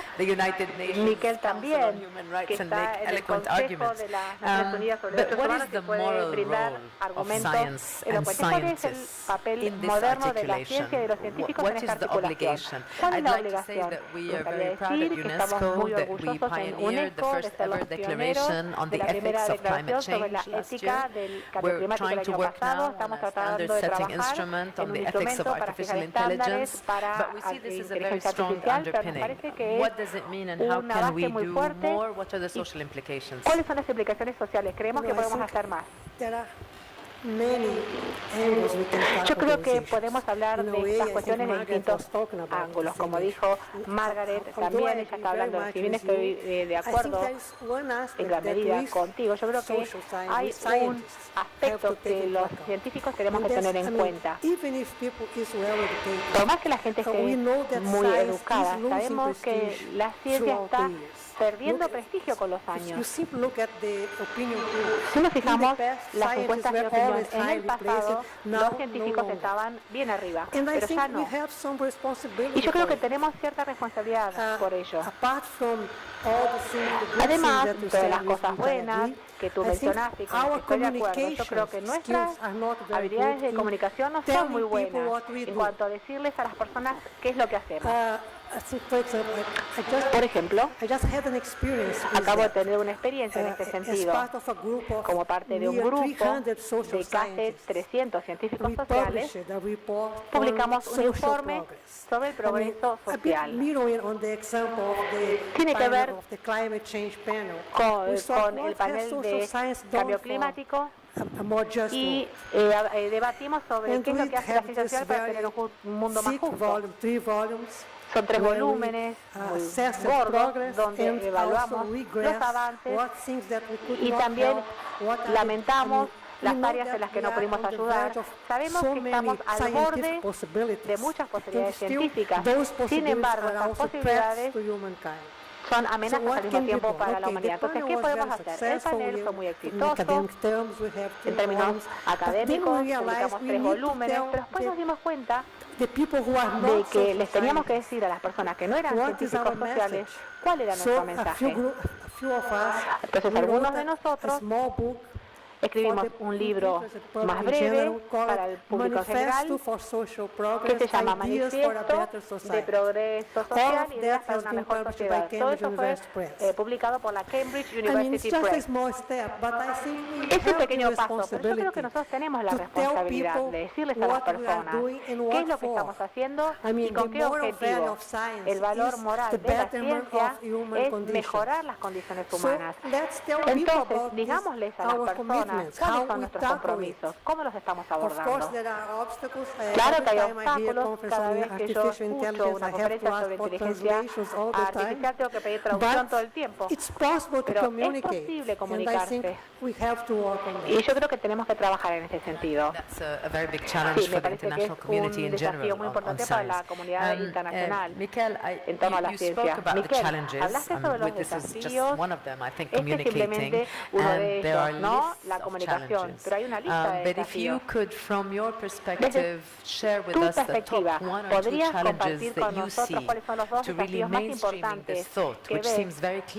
Porque tú lo mencionaste, tenemos la historia, las obligaciones, incluso los derechos y las responsabilidades, pero en particular, ¿cuál es la definición de ser humano? ¿Cuáles son los derechos, responsabilidades? El beneficio humano de la ciencia, pero ¿a qué te refieres con humano? Si nos puedes compartir algunas reflexiones y luego abrimos el debate.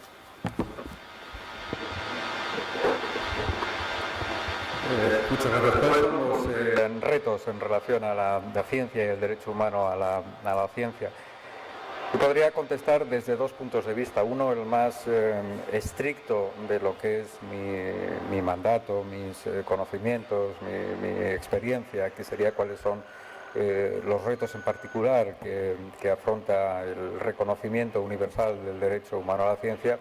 Y otra visión un poco más amplia de cuáles serían los retos en relación al servicio que la ciencia tiene que hacer para el bien de la humanidad, para el disfrute de los derechos humanos, para el aumento del desarrollo humano, etcétera. La primera visión de qué es lo qué retos tenemos por delante para el progreso del derecho humano a la ciencia, yo diría que son dos. Uno es conceptual y otro es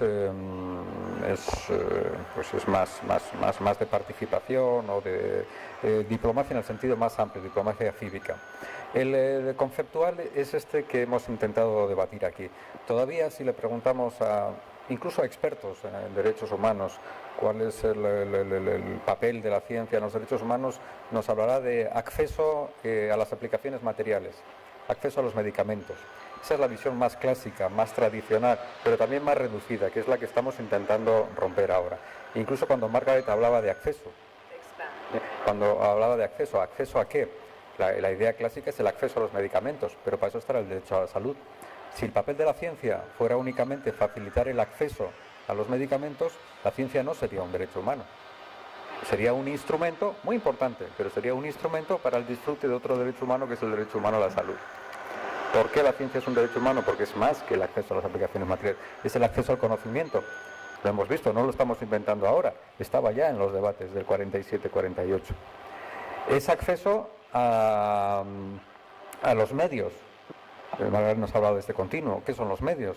Pues desde el acceso al Internet, el acceso a la literatura, el acceso incluso a los instrumentos para aquel que lo necesita. Eso está relacionado con la libertad científica. Por lo tanto, la primera idea es conceptual. No, la ciencia es un derecho cultural, no es un instrumento para el disfrute de otros. No solo es un instrumento. Es un instrumento muy importante, pero además es un derecho cultural en sí mismo, porque es algo tan importante que nos hace humanos. ¿Qué es un derecho cultural? El derecho a hablar nuestra lengua materna, el derecho a leer poesía, el derecho a bailar lo que queramos. ¿Es algo importante para algo? No. Es un derecho humano porque es algo tan asociado a nuestra dignidad que si nos impiden hablar nuestra lengua materna, si nos impiden leer lo que queremos, si nos impiden cantar si queremos, nos están limitando de tal forma que afectan a nuestra dignidad, a nuestros ámbitos de ser uno mismo. La ciencia es lo mismo, si nos impiden el acceso al conocimiento, a preguntarnos, a indagar, a saber, a conocer, a experimentar, nos están limitando a algo muy propio. Por lo tanto, es un derecho cultural y lo protegemos por este medio. Por lo tanto, entender que la ciencia es algo más que el acceso a las aplicaciones, que es participar en algo universal, maravilloso, que es la humanidad preguntándose a sí misma cómo somos y cómo compartimos entre nosotros, y la potencia que eso tiene para construir sociedades democráticas. El siguiente reto más práctico, preguntarnos cómo todos nosotros podemos participar en esta tarea de hacer de la ciencia realmente un derecho humano. Cada uno en su ámbito de responsabilidades. Estamos en Claxo. ¿Qué puede hacer una organización como Claxo en este sentido? ¿Qué pueden hacer las universidades? ¿Cómo pueden participar las organizaciones sociales? A una organización social esto le puede parecer muy lejano, el derecho humano a la ciencia. Esto es solo para investigadores de bata blanca.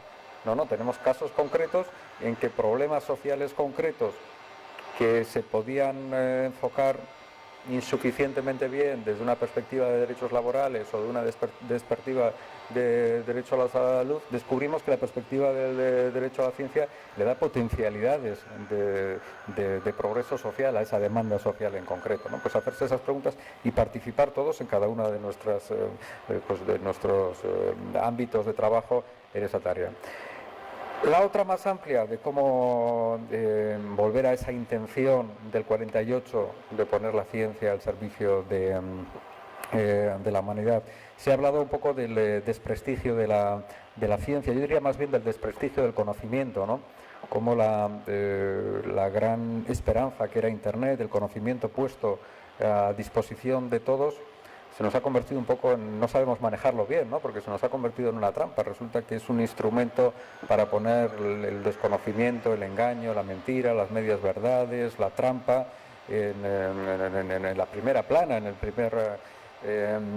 por lo tanto, la misión es desde la educación a los ámbitos sociales, el respeto por el rigor, por el conocimiento, pero no alejarlo de la población, porque eso sería populismo, ¿no? El conocimiento está en las élites, no, el rigor del conocimiento, el amor por el saber, con cierto rigor, por diferenciar con las cosas serias de las que no son, está el acceso a todos nosotros, y eso es respetar a la democracia, y eso es poner el conocimiento al servicio de la democracia. Se ha hablado de los dos aspectos, ¿no? De que el ciudadano tenga acceso al conocimiento, pero que también exijamos que nuestras autoridades pongan el conocimiento científico en la base de sus decisiones. Las decisiones políticas no tienen que estar fundadas únicamente en el conocimiento científico, porque si son democráticas significa que tenemos que meter otros muchos elementos sociales, económicos, de voluntad popular, pero en todo caso basado en un conocimiento científico. Participar en la participación en el derecho humano a la ciencia no significa solo participar en hacer ciencia, significa participar en políticas científicas, en el control de riesgos. Nosotros queremos saber, de la misma forma que queremos participar en la política económica de nuestro país, saber decidir si la política económica de nuestro país tiene que ser más hacia este lado, más hacia este otro, de la misma forma que queremos participar en los debates laborales, de la misma forma que queremos participar en los debates culturales, de la misma forma que queremos participar en cómo organizamos la sanidad en nuestro país, queremos también participar en la política de ciencia y tecnología y en el control de riesgos. Todo ese complejo son los retos que tenemos por delante. Fabulous, thank you. I'm going to ask one question. Muchas gracias. Voy a hacer una pregunta. Viendo esta mesa, uno no pensaría que poco representadas están las mujeres en la ciencia en general, pero es un gran problema. Creo que es una gran brecha, un déficit que tenemos, una gran fuente de desigualdad. Y creo que hay muchas poblaciones excluidas y marginalizadas. Hablamos mucho de participación, pero necesitamos hacer un mejor trabajo. Quizás tenemos que atacar este problema desde esa perspectiva, y me gustaría pedirles a ustedes sobre una sugerencia sobre lo que podemos hacer para incluir mejor, más temprano y en todos lados a las mujeres en la ciencia. Empezando por vos, porque ya hablamos un poquito sobre esto, Margaret.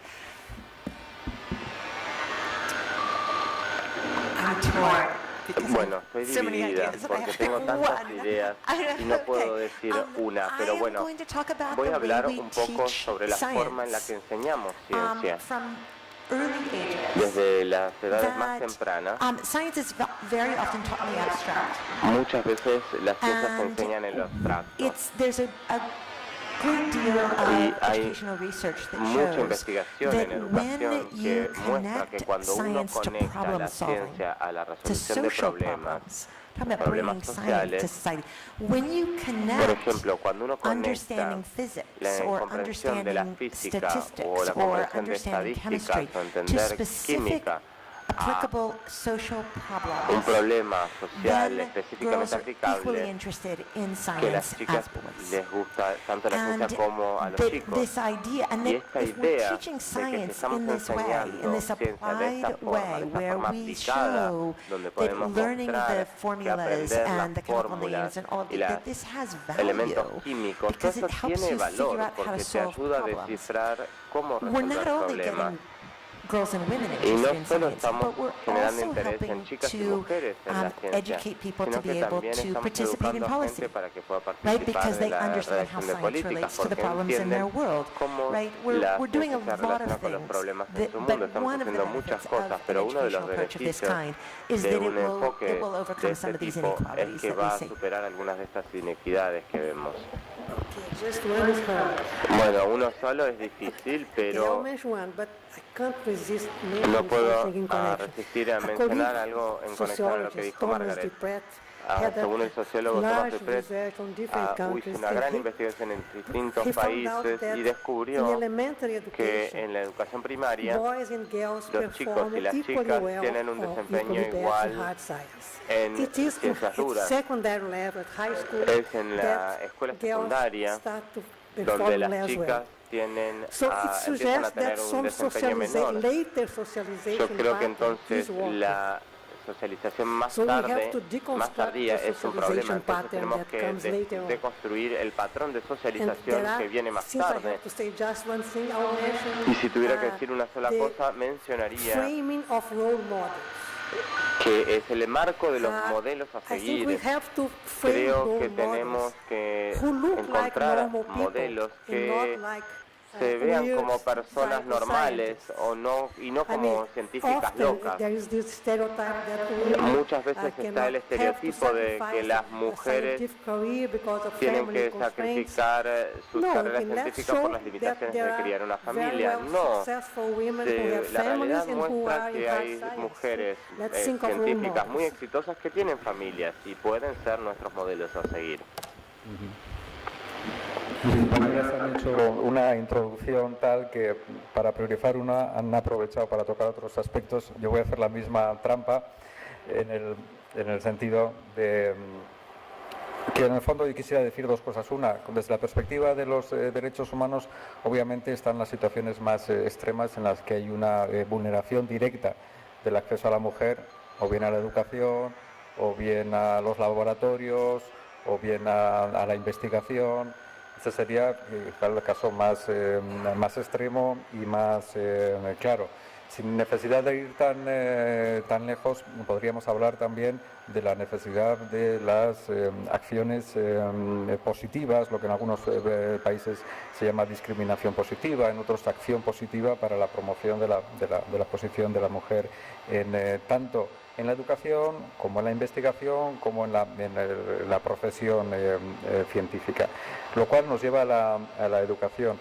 El aumento del acceso a la educación primaria de las niñas en los últimos 20 años ha sido muy importante a nivel global, con nuevos retos que tenemos por delante, la calidad, lo que queramos, pero en términos cuantitativos el acceso de las niñas ha sido muy importante. Ahora los ODS, lo sabemos por los ODS, nos quedan otros retos, que es la mejora de la educación secundaria y terciaria y la mejora de la calidad. Ahí hay alguna de las respuestas, la cual tendríamos que asociar a la cuestión de los estereotipos, porque por mucho que elimináramos las formas de discriminación directa, por mucho que mejoráramos el acceso a la educación secundaria, terciaria y su calidad, si sigue habiendo estereotipos que de alguna forma asocian ciertas formas de conocimiento o de práctica científica a hombres y otra forma a mujeres, pues no terminaremos de avanzar. Por eso las estadísticas de la UNESCO son tan importantes, porque si estudiamos las estadísticas de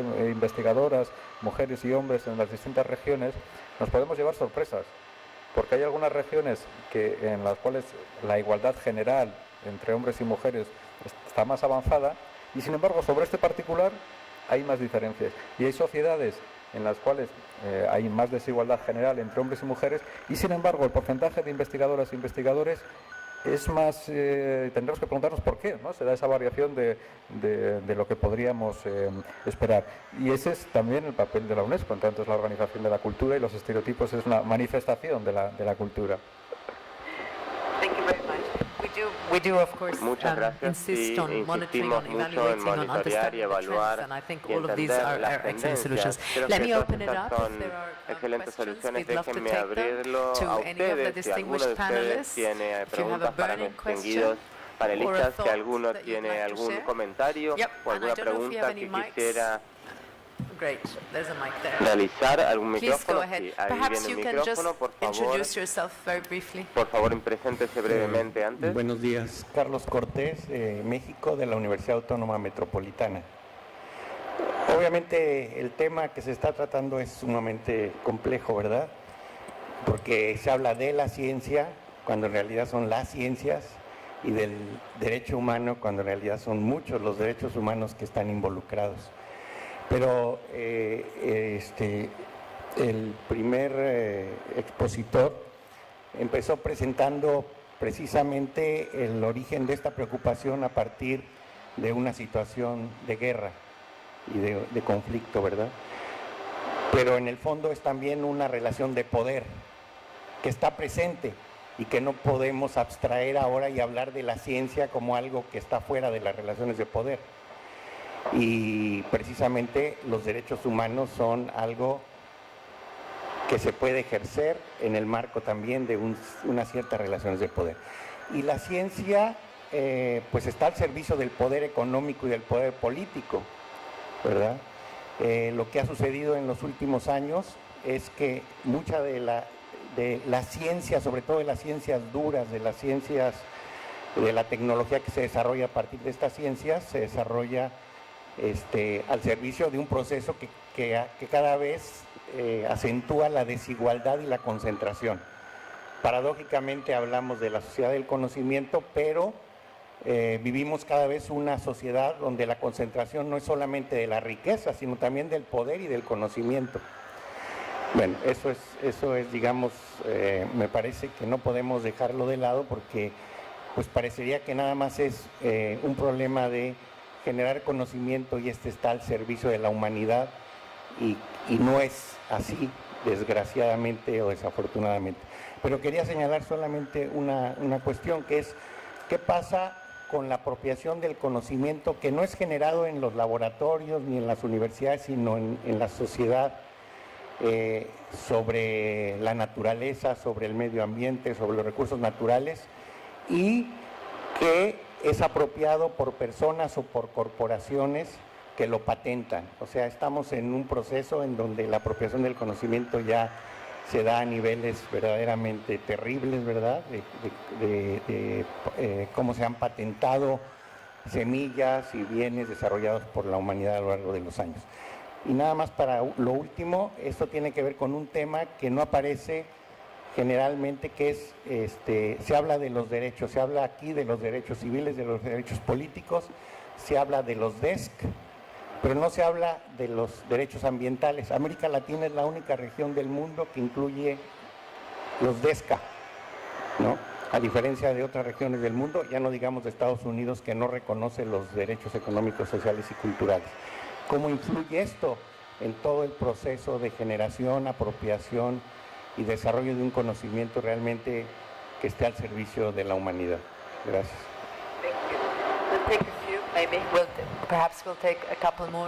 Bueno, vamos a recibir un par más de preguntas y comentarios y luego responderemos en el panel. Hay otra hacia el fondo.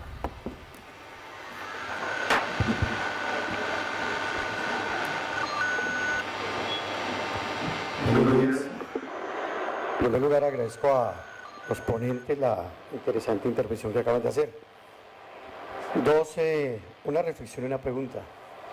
En primer lugar, cuando se habla de la ciencia como derecho, bien, mi nombre es Jairo Ricardo Pinilla González, trabajo en la Universidad Distrital Francisco José de Caldas de Bogotá dirijo el Departamento de Biopolítica y Biojurídica y Bioética. Bien, cuando se habla de ciencia como derecho, lo primero que se tiene que tener claro es que todo derecho implica un deber. Si hay derecho a algo, hay un deber jurídico de alguien de garantizar ese derecho. Se supone entonces que el Estado debe garantizar el derecho a la ciencia, no solamente como participar en ella, sino beneficiarse de ella. La pregunta es, en los estados sociales de derecho donde estamos, que se supone que son garantistas, ¿cómo un mecanismo internacional o una estructura organizacional internacional puede garantizar ese derecho sin que esté amarrado, como lo decía el colega anterior, a una reflexión seria, crítica de lo que es la ciencia? Cuando hablamos de ciencia hay que hablar de qué ciencia estamos hablando, qué entendemos por ciencia, para qué esa ciencia, quién la hace y cómo la hace.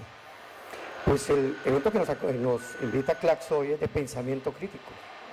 No podemos seguir haciendo ciencia creyendo que la ciencia lo hacen físicos, químicos y biólogos, porque para nadie es un secreto que sus formas y métodos de trabajo fueron asumidos como paradigma de verdad para la construcción de otro tipo de saber. Y eso le ha hecho un terrible daño a la humanidad. La única forma de construir la ciencia no es la que hacen químicos, físicos y biólogos, ni matemáticos, ni ingenieros. Hay formas otras de construir conocimiento igualmente válida. Así que formarse en pensamiento crítico hoy es un imperativo. Pero yo diría que sobre todo a quienes se forman en las ciencias duras. Porque cuando algunos de ellos invitan a estos debates, los consideran de menor categoría. No hay nada más terrible que hablar con un físico, un químico, un biólogo de un tema social, para que le digan a uno, qué pena, pero el debate no ha lugar, los genes son así y asá. Y en las facultades se quita cada vez más las ciencias humanas y se quita cada vez más la filosofía, justamente para darle más impulso a ciencias duras, que son las que acaparan la mayoría de los presupuestos en nuestros países. Entonces, una recomendación es un organismo como el que se crea, hay que formar en pensamiento crítico y entender que el pensamiento crítico implica asumir una posición sobre qué es la crítica, qué entendemos por crítica. Hay un planteamiento interesante de Michel Foucault, donde explica cómo la crítica es ese movimiento voluntario que sea el sujeto para cuestionar a la verdad sobre el criterio, a la ciencia sobre qué verdad maneja y la conexión de la verdad con el poder. Así que me parece que problemas complejos sociales hoy ya no se pueden ver únicamente desde las ciencias duras, de eso que llamamos ciencia dura, sino que se requiere una convergencia crítica, capaz de trascender a posturas únicamente de la ciencia dura. En otras palabras, para que esto termine, justamente lo que hay... Sí, hay una pregunta, ¿le puedo pedir la pregunta, por favor? La pregunta es, ¿ustedes qué opinan o cómo ven ustedes como mesa de trabajo la necesidad de asumir hoy unas posturas críticas que estén más cercanos a cuestionar los poderes hegemónicos y los poderes de centro que impiden que sea justamente la convergencia crítica la que se imponga por justamente la insuficiencia disciplinar que ha demostrado que en problemas complejos no ha podido resolver ningún problema, sino que ha creado otros más serios? Thank you very much. Muchas gracias. Hay una tercera... In the back, allí al fondo. Okay. Yes. Sí. Gracias, Eduardo Carrasco, Universidad Metropolitana de Ciencias de la Educación, Universidad de Formación de Profesores en Santiago de Chile. Y voy a tratar de ser breve, un poco siguiendo esa afirmación de la ciencia como espacio de poder, la visión crítica un poco y lo que se decía de la importancia de la educación para ese continuo. Y en ese sentido pensar la ciencia también como una construcción sociocultural y entonces qué rol tenemos en esta ciencia, como decía acá el colega recién, hegemónica, que parece tener una verdad y empieza a aparecer como un paradigma único que llama ciencia, y cómo eso puede ser un obstáculo o cómo el derecho a participar de la ciencia debiera nosotros desafiarnos a que los distintos pueblos indígenas latinoamericanos o las distintas culturas construyan su propia ciencia, que a veces nosotros nos parece desde la matemática, soy profesor de matemática, entonces pareciera que desde esa axiomática clásica que nos puso Hilbert, no son ciencias, son esotéricos. Entonces, pero en este sentido y desde el derecho a la participación, qué desafío nos impone dejar la participación a las distintas culturas, sobre todo latinoamericanas, ya que estamos en esta zona, a hacer la ciencia que vienen construyendo, y desde la educación cómo la hacemos para que los demás, sobre todo los que estamos en ciudad occidentalizados, entendemos ese pensar de un pueblo originario como un pensamiento científico. Esa era una pregunta o una invitación a la reflexión. Lo otro también es cómo la ciencia en lo político o en empieza a ser como argumento que nos esconde las razones de toma de decisión. En Chile, cada vez que nos suben el valor del transporte colectivo, le preguntan por qué al ministro y el ministro dice no, fue el polinomio el que dijo. Y listo, es verdad, hay un polinomio, más encima de una ecuación, así que nadie la discute y todos nos resignamos. Y pareciera que cada vez que dotamos de un polinomio, de una ciencia, de un saber, se nos esconde o queda más oscuro las razones de toma de decisión política. Un poco jugar ahí, ¿no? Gracias. Thank you. We're going to need another 45 Muchas minutes gracias. to Vamos a answer these necesitar questions. 45 minutos más para responder estas preguntas. Voy a responder la última. ¿Hay alguna otra? Si no, comenzamos. Okay. Bueno, vamos a remontarnos y volver a los panelistas. ¿Hay una más? ¿A dónde? Sí, allá, por favor, sí. Hola. Hola, buen día. ¿Allá? ¿Aquí?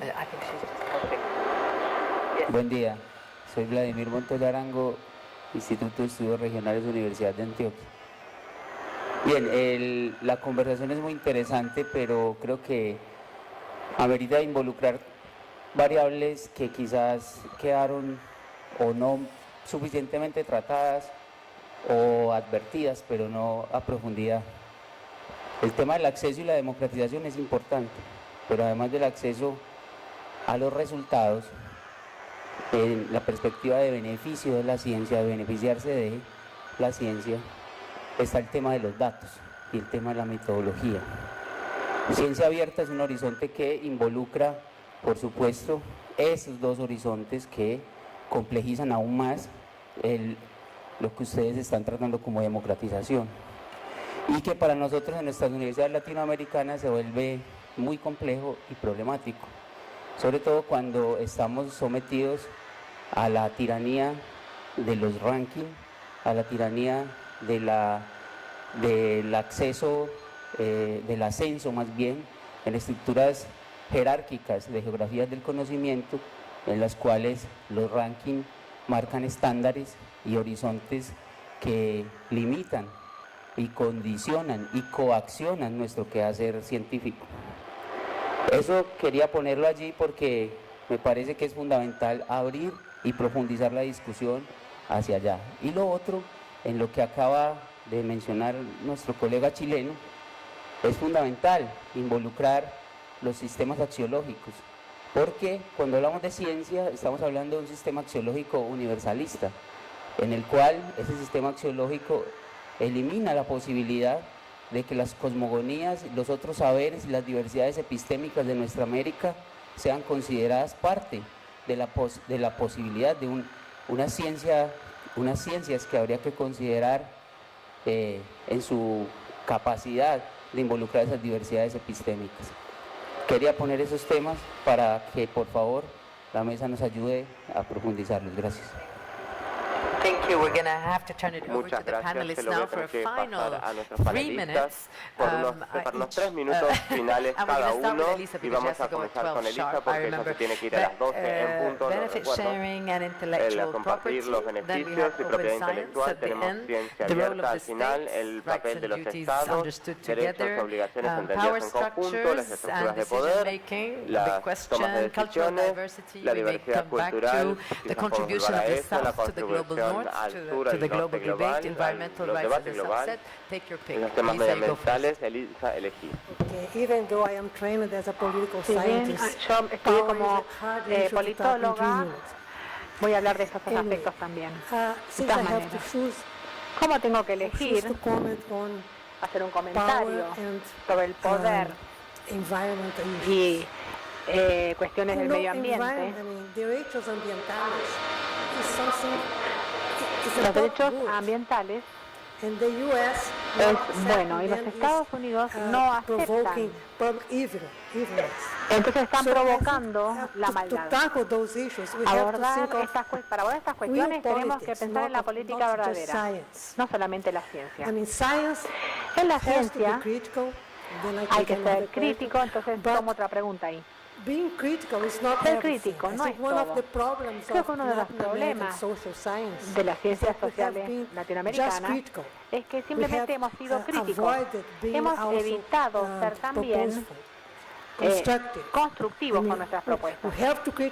Tenemos que crear ciencia, pero también tenemos que crear oportunidades para que se genere nuevo conocimiento y que resulte de utilidad. De lo contrario, estamos perdidos. Entonces, cuando pensamos en el conocimiento como algo bueno para el público, siempre hay que tener presente el poder, hay que tomar este asunto y incorporarlo a nuestras reflexiones. También hay que saber que ser constructivos, de lo contrario no vamos a ninguna parte. Gracias. Margaret. Lo que quiero hacer es buscar un café y sentarme con todos ustedes durante el resto del día, porque son preguntas maravillosas. Algunas cosas que surgen de las partes verdaderamente importantes. Un comentario que se hizo de distintos ángulos es responder a las visiones mundiales hegemónicas y la necesidad de las humanidades. Si podemos juntar las amenazas de estas dos preguntas, creo que podemos empezar a abrir esto. La ciencia, sin lugar a dudas, es una forma de conocer. Brinda cierto tipo de conocimiento. La poesía es otra manera de conocer y es vital. Y el lenguaje. Por lo menos en mi propio país hemos cometido un error terrible en cuanto a financiar la educación, porque solo hemos financiado la ciencia, tecnología, ingeniería y matemática. Hemos hecho recortes en las artes y eso genera un ambiente donde una visión hegemónica adopta demasiada dominación. Y después quería también plantear el hecho de que la educación en la ciencia, y Elisa estaba hablando de esto casualmente antes. No, perdón, fue alguien con el que hablé que tiene que ver con la bioética, pero tú eras parte de la conversación. La necesidad de que la ética sea una parte vital de la educación científica. El caballero dijo que cada derecho trae una responsabilidad aparejada. Y la idea de que hay consideraciones éticas muy importantes en cada paso que hay que contemplar cuando trabajamos después de la ciencia. Y un último comentario breve respecto de la ciencia. Recientemente tuvimos una serie de lecciones muy apaciguadoras sobre el hecho de Internet libre y abierta, que no es la panacea que se pensaba la gente que era. Y cuando pensamos en maneras de superar la tiranía de los rankings y las estructuras jerárquicas, yo escucho historias de terror. Estuve hablando con sociólogos de una universidad que me dijeron que si no publican en inglés, el trabajo de ellos o la obra de ellos no es digno de una promoción para cargos fijos. Y cómo eso afecta a las carreras profesionales. Este es un tema que hay que poder resolver para poder superar la tiranía, pero al mismo tiempo hay que ser muy cautelosos. Cuando miramos la calidad científica y la curaduría del conocimiento científico para que surja lo mejor, para poder encontrar la ciencia efectiva y verdaderamente rigurosa. No podemos derribar todas las estructuras del proceso de revisión de pares, la curaduría y la evaluación de la calidad. Entonces tenemos unos cuantos desafíos a medida que avanzamos en esto. Espero haber tocado todos los pertinente a este planteamiento. en 3 minutos muchas cosas. Por lo tanto, contestaré solo a las más concretas. Y los derechos humanos implican obligaciones por parte de los Estados, obvio, como todo el resto de los derechos humanos, como el derecho humano a la educación, o a la salud, o a la vivienda, o derechos laborales, o cualquier otro que establezcamos. Lo que tenemos que concretar es cuáles son esas obligaciones, además no solo para los Estados, sino para otros actores también. Es una innovación en el derecho internacional, pero estamos hablando ahora de obligaciones también de las empresas o de otros agentes. Eso es a lo que se llama el contenido normativo del derecho y los elementos del derecho, que es lo que se está trabajando en este momento, con ese triple esquema de obligaciones que les estaba mencionando, que es de aplicación a todos los derechos económicos, sociales y culturales. Algunos se han de respetar, es decir, de que el Estado no vulnere derechos, otros serán de proteger, es decir, de impedir que un tercero afecte al disfrute del derecho, y otros se han de garantizar, es decir, que el Estado tiene la obligación de hacer cosas directas como políticas públicas o facilitar el acceso al conocimiento para el disfrute de esos derechos. ¿Cómo eso luego se hace el seguimiento de esas obligaciones? Para eso está el sistema general interno, cuando toque, cuando se trate de un derecho constitucional, o internacional, cuando estemos hablando del derecho internacional, bien sea por el estudio de los informes periódicos de los Estados, o bien sea finalmente a través del sistema de comunicaciones individuales. Ha habido casos que se han resuelto ya. Estamos en un tema muy nuevo, pero ya tenemos algún caso que se ha resuelto en base a este derecho. Es decir, que puede llegar hasta el extremo de la justiciabilidad. Todavía tenemos muy poquitos casos, pero ojalá tengamos este encuentro dentro de 10 años y digamos que tenemos más. Sobre el concepto entonces, ¿cuáles son esas obligaciones? Tendrán que estar en términos de participación, en obligaciones de acceso, en obligaciones de libertad científica, en obligaciones de cooperación internacional. Sobre el concepto de ciencia, pues sí, este es un asunto que hay que tratar, desde luego, con mucho rigor. Pero nosotros estamos haciendo un trabajo desde la perspectiva del derecho internacional de los derechos humanos. Es decir, nosotros no podemos entrar en un debate filosófico sobre la ciencia. ¿Por qué? Por la sencilla razón de que ese es un debate que lleva siglos y que la humanidad seguirá muchos siglos teniéndolo, y está bien que tenga. No podemos esperar para el desarrollo del derecho humano a la ciencia a que tengamos un concepto unificado de ciencia, porque eso nos paralizaría. Nosotros hemos hecho muchas veces la prueba, ¿no? Si queremos asociarnos a una sola definición de ciencia, aquí no lo vamos a conseguir entre los 50 que estamos. Seguramente entre los 4 que estamos aquí tampoco. Seríamos incapaces de llegar a un acuerdo. Por lo tanto, pero al mismo tiempo el otro extremo, y es renunciar a una definición, sería inoperante. Porque usted me está diciendo el derecho humano a la ciencia y no me dice lo que es ciencia, con lo cual no sabemos a qué tenemos. Entonces, entre la no definición y la definición hay un término medio, que es el establecer ciertos elementos que nos permitan distinguir la ciencia de otro tipo de conocimientos. La ciencia de lo que no es ciencia, la ciencia de las pseudociencias, la ciencia de lo que no funciona como ciencia, la ciencia de otro tipo de conocimientos que a lo mejor son muy respetables desde la perspectiva cultural, desde los derechos humanos, del derecho a participar en la vida cultural, pero que no necesariamente es ciencia. ¿Por eso son de segunda categoría? No, nadie está diciendo eso. ¿Por eso tienen menor dignidad? No, nadie está diciendo eso. ¿Por eso no deben ser respetados o protegidos? No, nadie está diciendo eso. Pero a lo mejor no son desde la perspectiva del derecho internacional de los derechos humanos ciencia, son conocimientos tradicionales muy respetables. ¿Cuáles son estos elementos de la definición de ciencia?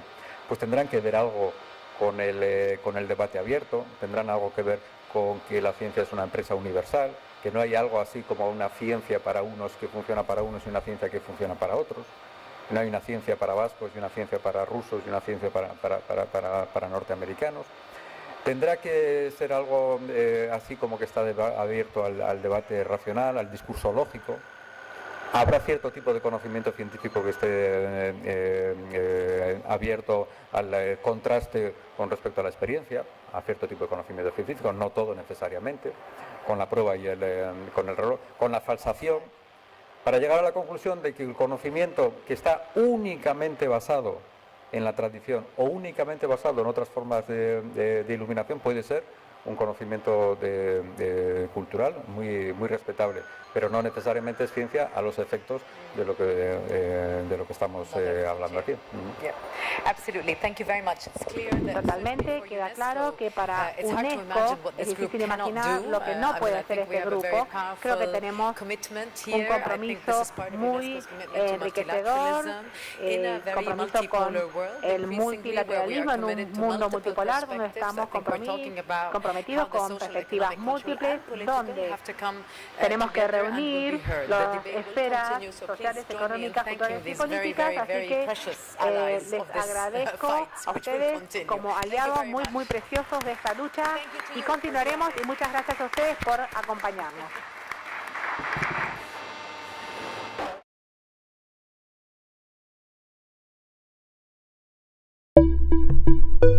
Thank you.